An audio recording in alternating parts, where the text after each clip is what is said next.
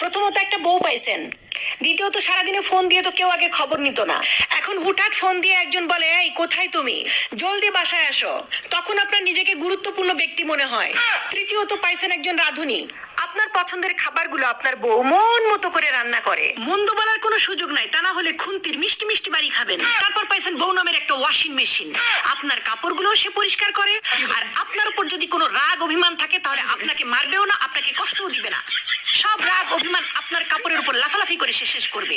তার উপর বউ নামের একটা free free auto tape recorder পেয়ে গেছেন, আপনি তার কথা শুনবেন না জেনেও আপনাকে সে সব সময় অ্যাডভাইস দিতে থাকে, কিসে আপনার ভালো হবে, কিসে আপনার খারাপ হবে, সব সময় বলতে থাকবে।